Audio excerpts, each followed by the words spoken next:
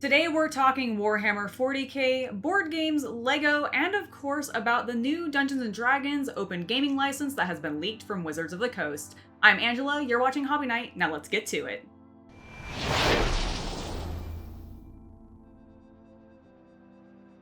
I want to start today's news off by talking about the controversial leak of the open gaming license coming from Wizards of the Coast in regards to Dungeons & Dragons.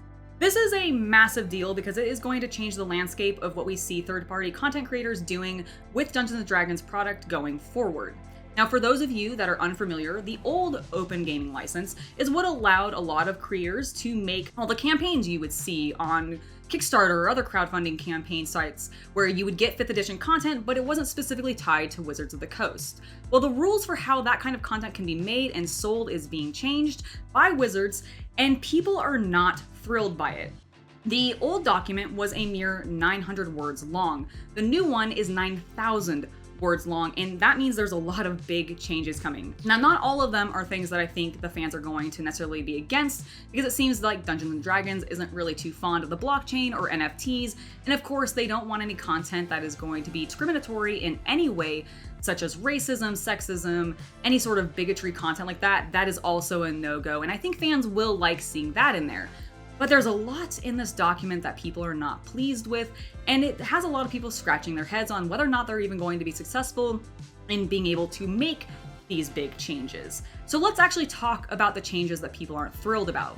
First and foremost, regardless of what size of content creator you are, if you have the intention to sell product that is related to Dungeons & Dragons, then you must submit that product to Wizards of the Coast through D&D Beyond and get a little badge that says you went through this process. If they don't like it, they probably won't let you sell it. And if you don't do it, they're definitely not going to let you sell, and they'll probably come after you to get you to stop. Now, this also applies retroactively to old content that wants to be updated. If any of those past campaigns need to fix typos, or if there's old games that use Dungeons & Dragons as the basis, like Knights of the Old Republic, for example, then it seems like they would also be subject to submitting the changes to Wizards of the Coast and getting this little badge, which just seems odd, and I don't know if they'll actually be able to do, but it is problematic. Now, one of the other big problematic things are some of the fees that Wizards of the Coast are going to be applying to specifically crowdfunding campaigns. If you are a crowdfunding campaign and your campaign makes over $750,000 or more, any revenue excess of that is going to be subject to a fee of 25% that goes directly to Wizards of the Coast. Unless you're a Kickstarter campaign, because Kickstarter has worked out a deal with Wizards where I believe it's only going to be 20%. But regardless, that is a massive chunk of money going to Wizards that is being taken away from these companies, which they then end up using for their own profits, as well as providing extras to backers, I imagine. And so I imagine this is going to drastically change the landscape of what we see these campaigns offering, how many of them there are going to be, and what kinds of things they're covering, because there's going to be so many more restrictions coming from Wizards of the Coast. And I, for one, am really sad to see this, because I personally strongly believe that it is that part of the community that has really lifted Dungeons & Dragons up and made them as big and as popular as they actually are. So to see that Dungeons & Dragons, Wizards of the Coast, Hasbro is kind of going after these creators, it feels wrong, and I really hate seeing it. Now, we haven't heard anything from Wizards of the Coast or Hasbro about this leaked content, about the draft, or even addressing anything. We have, however, heard from Ryan Dancy, who is the original architect of the open gaming license, and he seems to think that Wizards of the Coast won't be able to do this. I'm hoping that he is correct, and or that Wizards of the Coast addresses this draft and maybe changes it dramatically from what it currently is so that it is not as problematic for people, but who knows? Wizards and Hasbro have been making some really interesting and unconsumer-friendly decisions, as like with both Dungeons & Dragons and Magic the Gathering recently, so I don't know where their mind's at. I don't really know what their goals are, except to tighten their control, and this is definitely a way for them to do that, but it's also alienating a lot of their fan base. And I'd love to know what your thoughts are on this below.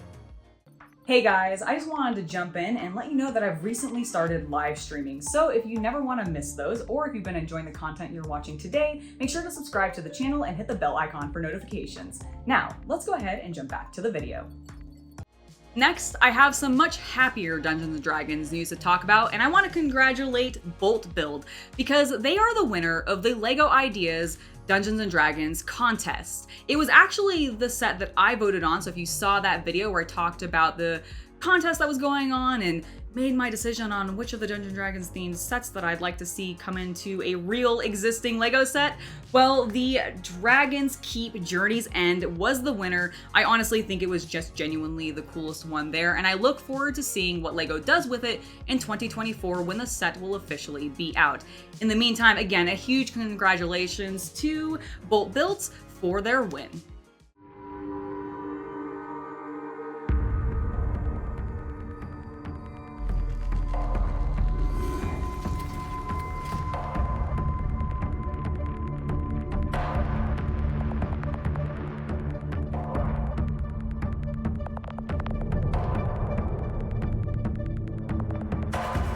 Astartes, and here stand the angels of death, bloodied but unbroken.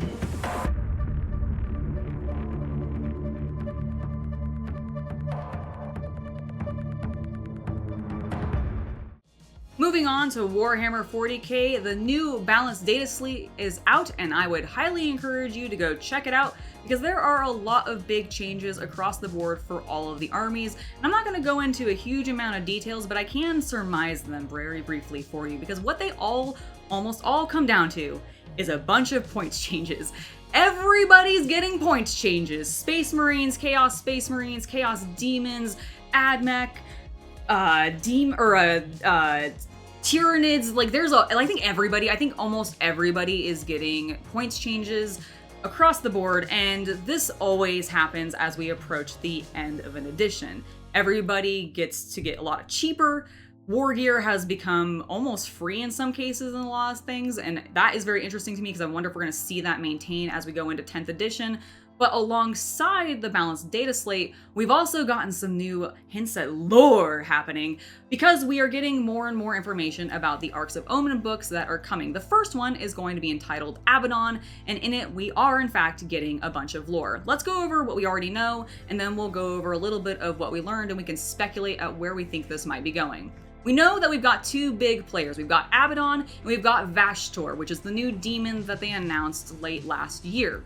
These two players are working together, and Vashtor, in his allegiance with Abaddon, has gifted him a bunch of Space Hulks that he has fused together with his Forge Demon abilities, and now he has this grand fleet to go in search of the key. Now, we already knew about the key because of the Arcs of Omen tarot readings, but we know a little bit more information about what it actually is. It is a key that is supposed to unlock some big MacGuffin, some galactic weapon that Abaddon is hoping to use against the Imperium. Now, what Vashtor is hoping to use the key for is to unlock his ascension to becoming the 5th Chaos God, which is a very interesting prospect because what I imagine this is going to lead into with 10th edition is that a bunch of different parties are going to find the pieces of this key before Abaddon and Vashtor can actually accumulate them all and assemble them so that they can unlock their MacGuffin to save the day. And in doing so, eventually, I think that all the pieces will be assembled, but I think they'll end up being assembled by a collection of Aldari and the Imperium, with the intention of using the key to power the Golden Throne, or do something else with the Emperor and maybe get his lazy butt off of that thing so that maybe he can help deal with all these demons and the Tyranids that are coming. Regardless of any of that being true, I do think the prospect of this idea is very interesting, and I definitely think it's setting us up for some warring factions, maybe even more civil wars amongst the Imperium itself as we go forward into 10th edition, allowing there to be a lot more little segments and maybe even adding in a new faction like the AdMech. Because Vashtor is kind of AdMech. They've even admitted to that in some articles, and I'm really hoping this means we're actually going to get some new models tied to that and expand the Chaos collection even further. I just think it would be really, really fun, but I'd also love to know your thoughts, so definitely tell me about that in the comments below.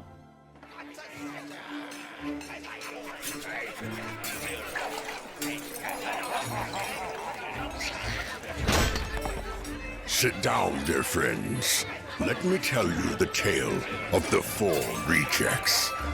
An unlikely group of orc warriors who went on a quest to save our people from the Alliance. Why do we call them the 4 Rejects? Well, because, smart as they were, they embarked on this crusade with only a few weapons, their meager skills, and a strong desire to smash human skulls.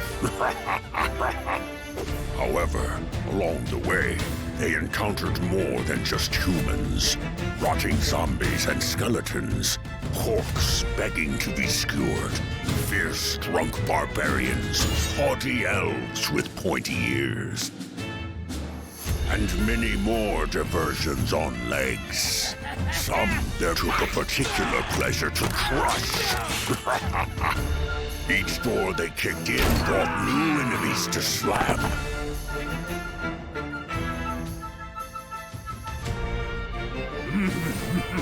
But also new equipment and stuff to loot. And you know our god, Badass, loves a good brawl. Well, he decided to grant them his favor, making them faster, tougher, and more powerful than ever. By looting and crafting, their humble starting gear had truly become an arsenal worthy of great heroes. But nothing could prepare the 4 Rejects for the final showdown with Lothar, the mighty enchanter. OrcQuest, soon on KickStarter. Last but not least, we have a board game trailer that just caught my eye because I kind of like the charm of it. The miniatures looked cool, and it's a co-op game with 1 to 6 players, which is totally my jam. We have OrcQuest WarPath Resurrection, which looks honestly like a really fun co-op game. You are playing as a hero of orcs, like a band of orcs that are the heroes, and you are fighting against the humans as well as some undead and various other creatures. But I just like the little spin of you being orcs as opposed to being the standard hero champions that I feel like a lot of these adventure dungeon crawly board games like to present you as. That little flavor change is nice, and I'm going to be keeping my eye on this one as it approaches on Kickstarter starting on January 10th.